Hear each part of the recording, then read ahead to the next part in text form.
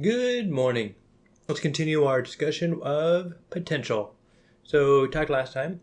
Potential is how we relate electric charge to work, and electric fields relate force to work.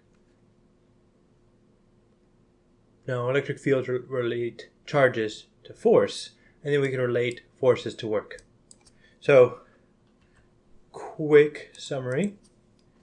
We have work equals Q times voltage. Force equals Q times electric field. And those are vectors. And then we know that work equals F dot dr, where these are vectors, but then they're dot product, so then they become a scalar. Okay. So, going through some more problems. The electric potential along an x-axis is given by the expression this, where alpha and bravo, or A and B if you will, are constants. I assume they're not the same constants. Nah, not important. Yes, we'll wing it. At what point on the x-axis is the electric field 0? Okay. So, we also have a relation between voltage and electric field. So we normally have something along the lines of E dr, where they're multiplied against each other. The assumption for voltage, a definition of voltage, if you will, is the amount of energy required to bring a test charge, an infinitely small test charge, if you will, from infinity, which is assumed to be zero potential, to a point, I don't know, A or B or P, one of those. And what you're going to have then is a positive test charge and maybe a positive source. And so when they're moving, the force opposes the direction of motion. Therefore, you get this minus sign coming out here. And the vectors disappear. So what we're going to do here is we're going to look at this equation, which we could derive from these, but we've done that before. Trust me on this one. You're good. You can remember this. So what we're going to do here is we're going to use this equation, and we're going to say, well, sort of kind of take the derivative of both sides with respect to x, where we have voltage here, and we got a negative derivative with respect to x. I know, I'm kind of doing the partial derivatives thing. My defense, when you're talking about one dimension, partial derivative is the same as a normal derivative. You don't care. It's just one of those throwaway lines that kind of makes me feel better about myself and helps me sleep at night. And that is multiplication, not the dot product. Okay. Now, one of the things you have to worry about is when we have electric fields going opposite funny directions, some of them cancel out because they're vectors, or work destructively, if you will. Can they work destructively if they can't work constructively? I don't know. Too deep for me. The point is, since we're in one dimension here, we don't have to worry about the whole cosine of theta and not counting the entire electric field.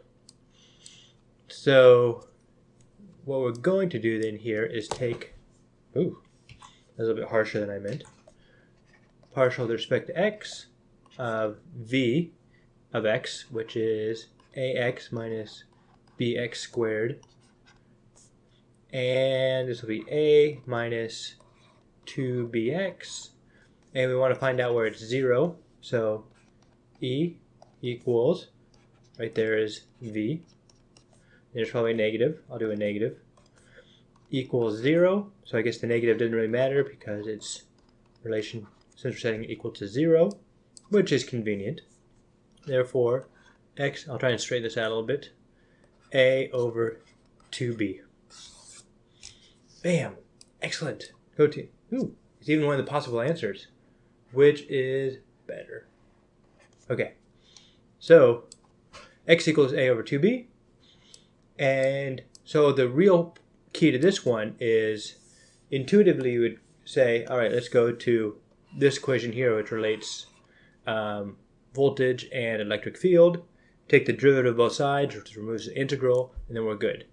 One of the dangers of that is if you're if you're talking about more than one dimension, if you have an x and a y, then you have to be very careful about that. But since we're doing it one dimension, we're fine, and that's what they want you to go for. Okay, do the next problem, and there we go. So we got, it's a 3-part problem, and the first one, let's lock all these in position so I don't actually move them around haphazardly. So the diagram above, okay, shows a cross section of equal potential lines. Equal potential meaning the voltage, the electrostatic potential, or just potential, is the same at all the lines. So this one will be 0, that'll be +2, that'll be -2. Think of this as one of those overview maps, elevation maps, where they show you like a constant elevation. Same concept, very similar concept. Points A, B, C, and D. A, B, C, and D line the plane of the page, which is good. I kind of assumed that, but it's good that they mention it. Okay, for which 2 points can a negatively charged particle be moved from rest at one point to rest at another point with no work being done by the electric field? Okay, so no work. So we have the equation. I'll write it down here. We have work equals Q times V. I remember this because one of the units of measure for work is an electron volt. So electron, that's a charge, and a volt, well, that's a voltage. So QV.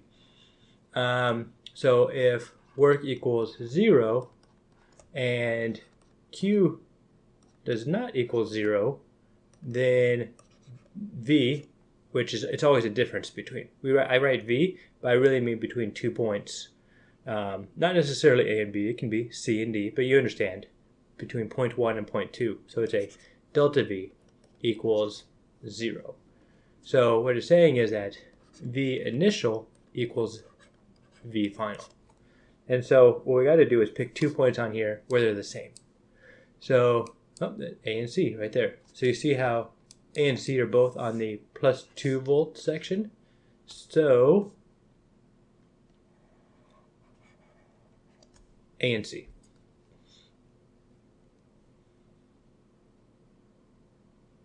Yep. And a quick sidebar. We can relate the electric field to the equal potential lines. So here we have the equal potential lines, but one of the things we're going to know about the electric field is that it will be perpendicular to the equal potential lines at every point. And when you see equal potential lines closer together, the electric field lines will be stronger. And when you draw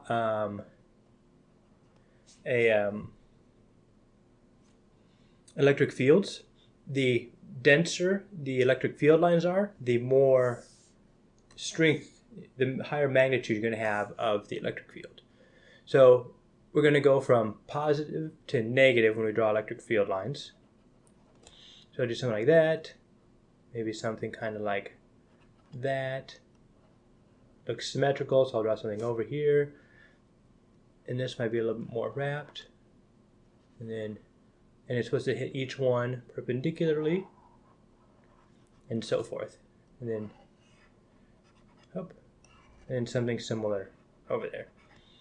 So this could be so if you just look at this and you think that, okay, electric charges, positive is a source, and so the arrows start at positive, and they go to negative. So this could be a positive charge, and this could be a negative charge.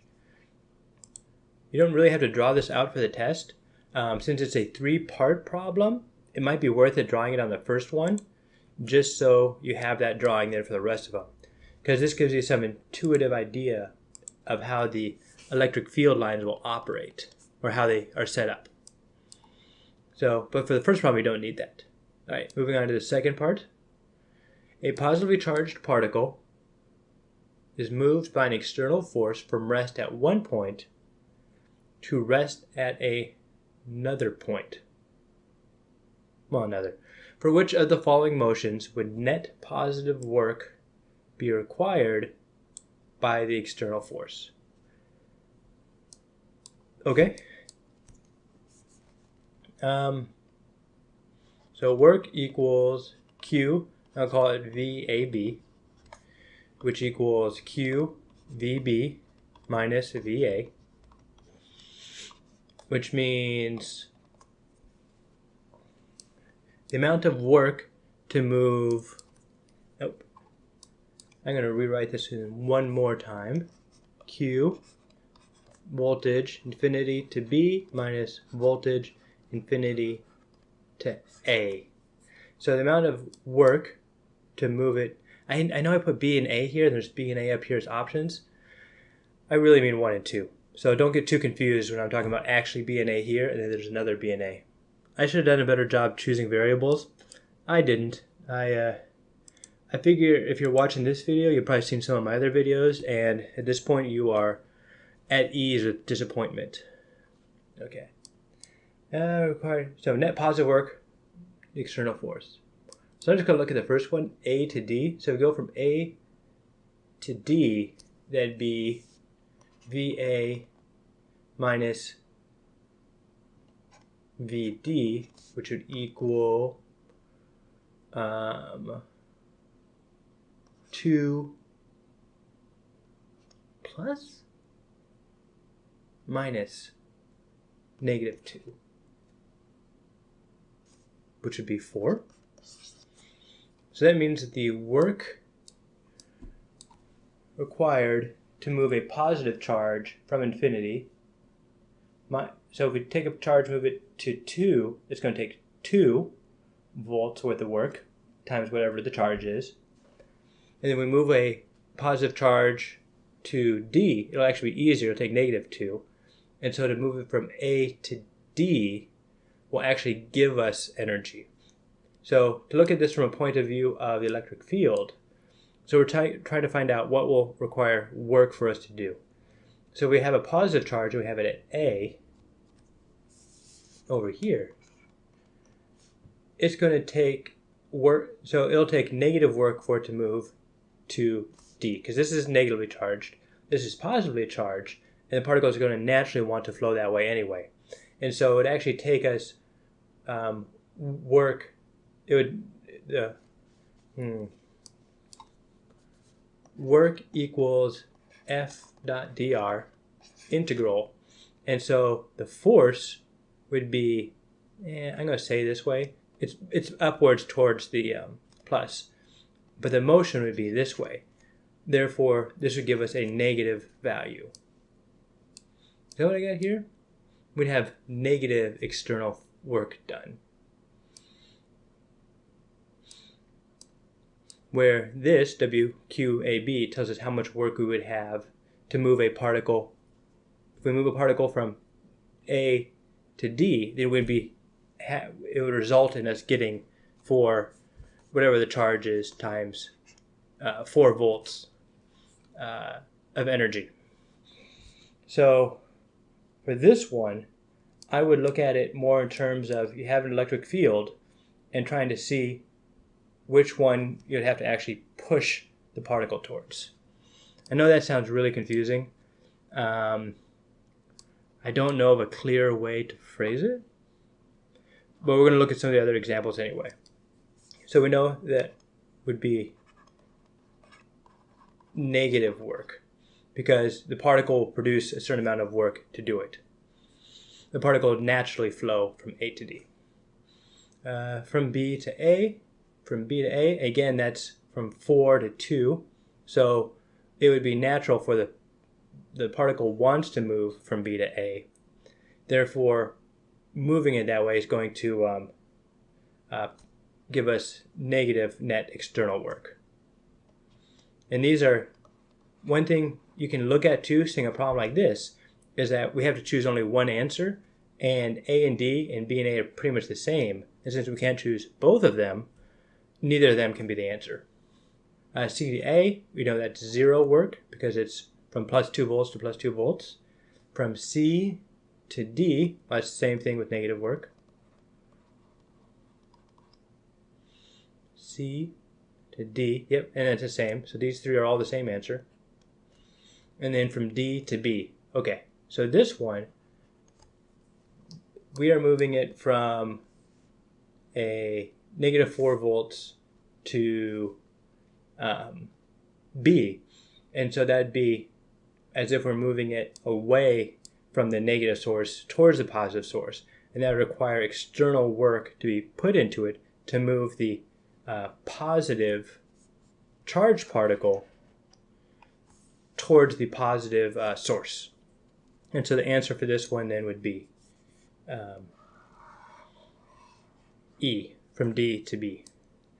And you can do it through the way I was looking at it in terms of difference in voltages, but it's really easy to get tripped up on which force is internal versus which is external.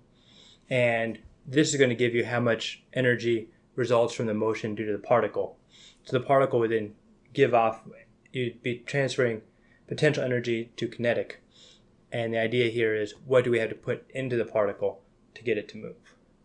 And just through a test-taking strategy, one way to know that the answer has to be E is C doesn't make sense because there's a zero change. Therefore, it's not positive or negative.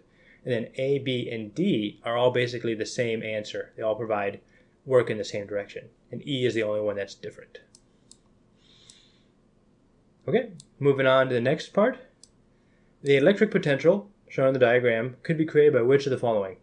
Okay, we already discussed this here, where we look at it where you have a positive charge here and a negative charge here. So like a dipole. The electric potential shown in the diagram could be created by which of the following? A ring of positive charge? Nope, because we're looking for a dipole. A dipole meaning it has two poles. A positive and a negative. A large sheet? Nope. Large sheet would probably create some sort of uniform. Large sheet, you'd expect something like this for equipotential lines. Two negative point charges? Nope, because we need to have opposite point charges. Wonder what? Nope, you need opposite point charges. Two long lines to charge? Yes. Long line of positive charge and a point charge. No, because it has to be symmetrical. So this one will be D as the answer. D. Because two long lines to charge, this is coming out towards you, then looking at it from above, it would be about the same as a point charge. So this could be created by D, two long point charges. I wonder if I could draw a picture of this. So one way to visualize this, and I mentioned before, is gravity. So you can look at this as gravitational potential. So maybe something like this, where let's say this is 0, and then up here would be maybe plus 6 volts. Down here would be negative 6 volts. This would be 0 volts. And you think of it like if you take a positive charge, which way would it go? Just like if you had a ball on a hill, which way will the ball roll? Well, it'll roll towards the lowest energy point. So in this case then, the lowest energy point would be here, the negative 6 volts.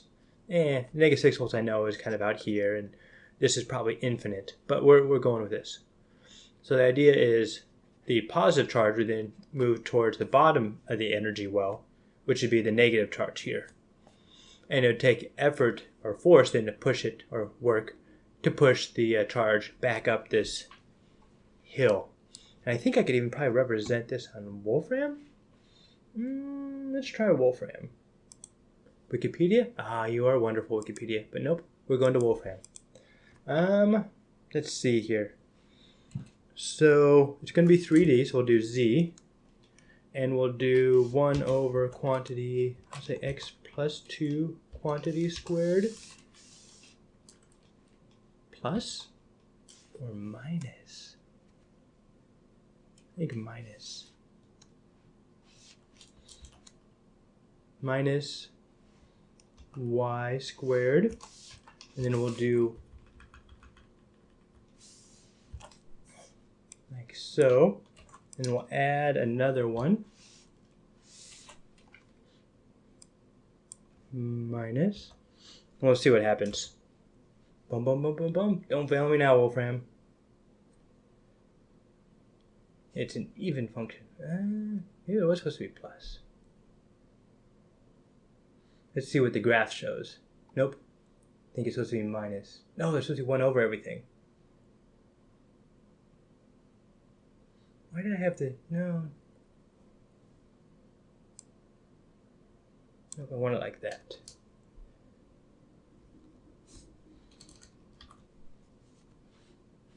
Maybe I just don't have. Maybe I have an insufficient number of parentheses. Whoop. Come on. Do it, do it, do it, do it, do it, do it. Come on.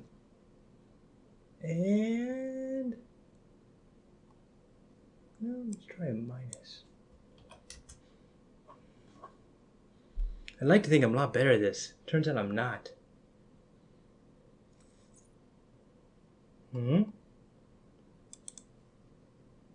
Okay, I think these are supposed to be pluses here then, because that will create this, like the circles, x squared plus y squared.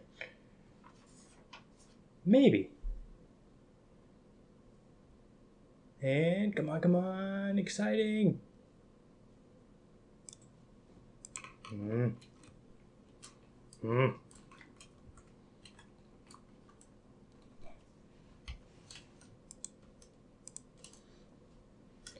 Maybe 8th time is the charm, because that way we have one circle, the other circle. Feeling confident. And there we go. Haha, yes! 10th time is the charm. Okay, so this is the same thing we have on the picture. So we have a high potential energy, which would be the same as high potential gravitational or high electrostatic. Either way, same concept. You have a positive charge then move towards the low energy area. And alternatively, a negatively charged would move towards the high energy area. We don't really have negative charges in gravity. Things only fall downhill. But in electricity, it can go the opposite direction. So we have high potential area, low potential area. And then on our Wolfram, it kind of cuts off a little bit because it gets too high. But the idea is we would have a high potential area here, and then charges would roll down to there. I'm impressed I was able to do it in only 10 guesses. Good for me. Good for me. Okay, back to focus, focus, focus. Let's grab a couple more problems. Maybe one more problem.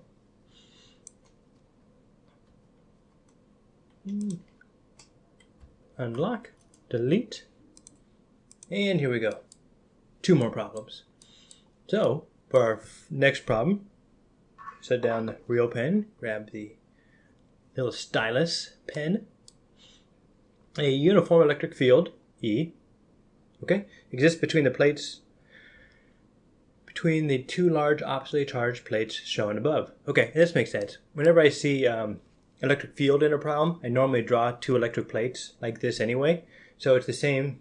So the problem is basically doing the same thing that I intuitively draw out as well. So I agree with this problem. And when they say large here, what they really mean is infinitely large. And the infinite part is just because you don't want to get effects on the edge where it kind of flakes out like this. So the idea here is when they say large, you can approximate it as uniform. Shown above, if the distance between the plates is increased without changing the charges on the plates, which of the following statements can be justified? Okay. So the electric field strength decreases. No. The electric field strength will stay the same. That's one of the cool parts about a infinite plane charge or a plate like this is no matter how far away you are, the electric field will stay the same. And I say no matter what, no matter how far away, and your spider senses should be going off. And that the reason I can say that is because when you assume an infinite plane, that's really big. And when you're like, well, then I'll just, go further away from it. Well, that doesn't really matter because it's infinitely big. And the error that you would get with associated being further away from a plane really is, it's mathematically true. That's the best I got for you. We talked about this in Gauss Laws, and we proved, or at least tried to convince you, that that's the way it works. So if this is a particle, and I'm just drawing the electric field on this side, and you look for a small charge of it, this part, so if you look at all of the electric field lines, this one would cancel with that one, this one would cancel with this one, and you can do that with if you break up the plate into an infinite number of small little delta Q's, if you will, you could say that for all of them. And I'm not going to prove it here. I'm just trying to give you a warm fuzzy. But the electric field will be uniform, no matter what the distance is. And when you get further out, when the separation gets bigger,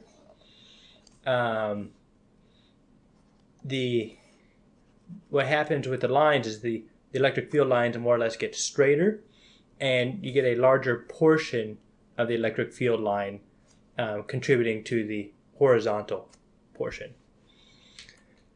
I know that a lot of that sounds it's not a rigorous proof. We talked about it more when we talked about plane charges.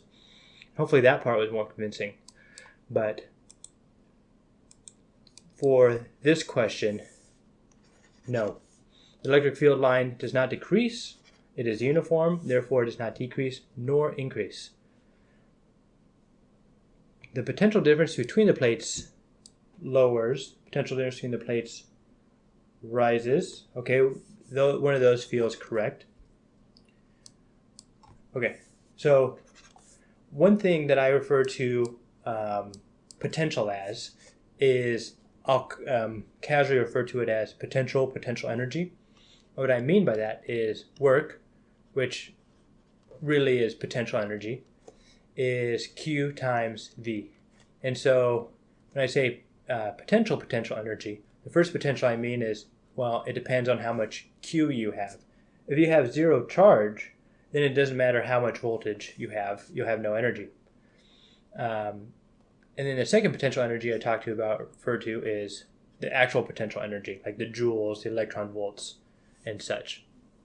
So what voltage tells you then is it's going to give you amount of energy per charge. And so if you have two charged plates, you're going to have a uniform electric field between them. So if we have, let's say this would be positive, we put a positive charge here, it's going to fly this way. And it's going to fly that way with a force Q times E. And since the E is uniform throughout between the two plates, all that's going to matter, the amount of work we have, is Q integral F dot dr. We know that F is constant, so times, I'll call this D for distance. So the amount of energy that this particle is going to have is going to depend solely on the distance it travels between the two plates. So if it travels further, it will have more energy.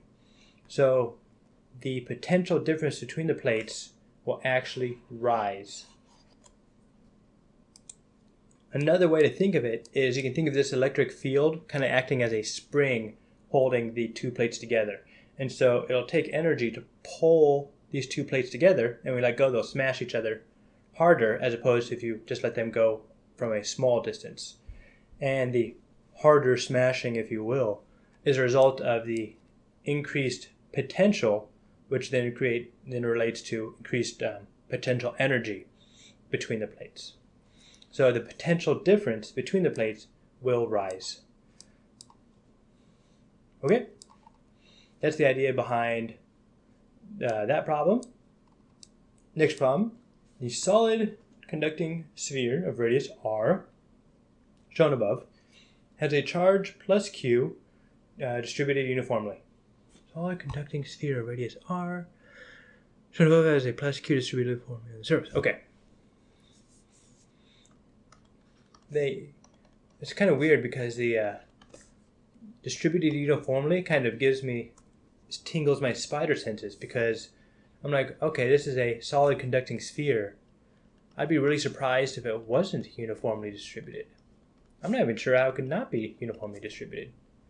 So when they tell me something that's obvious, it's like, well, you're given 2 cows, which is greater than 1 cow. I'm like, what? Why did you mention the 1 cow? Like, how's that play into this? It's obvious that 2 cows is greater than. It's okay. Distributed normally on its surface. The potential at the center of the solid sphere is, okay, so electric field is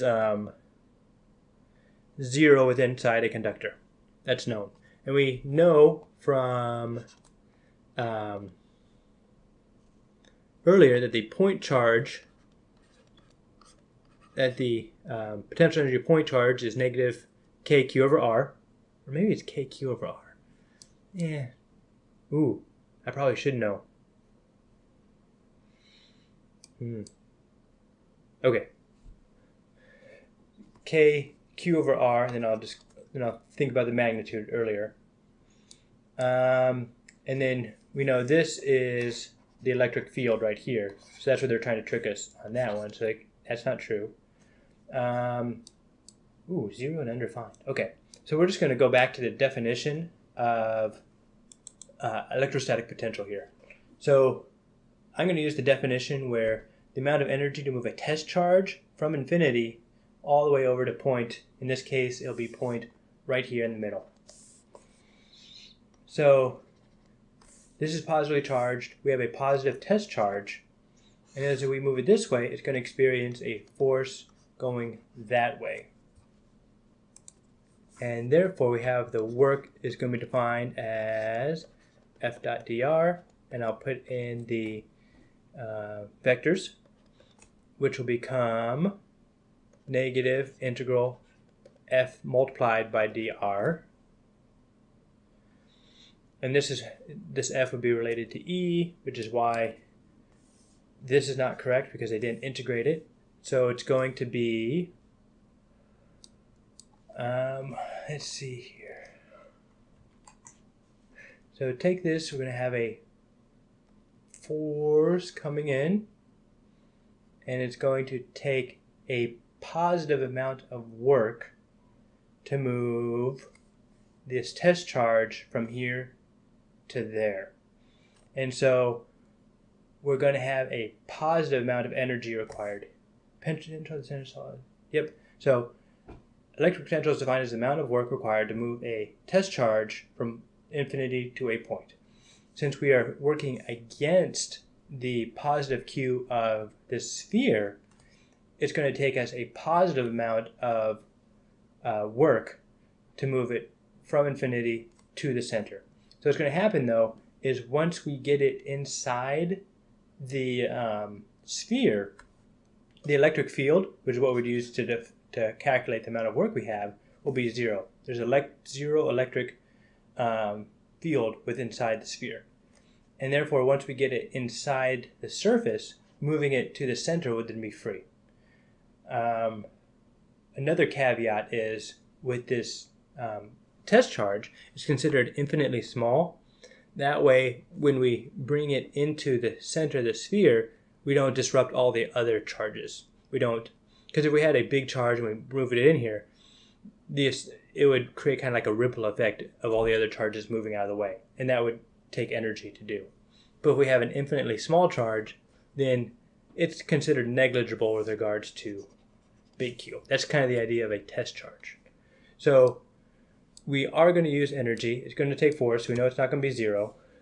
It's not going to be undefined because it will be possible to do it.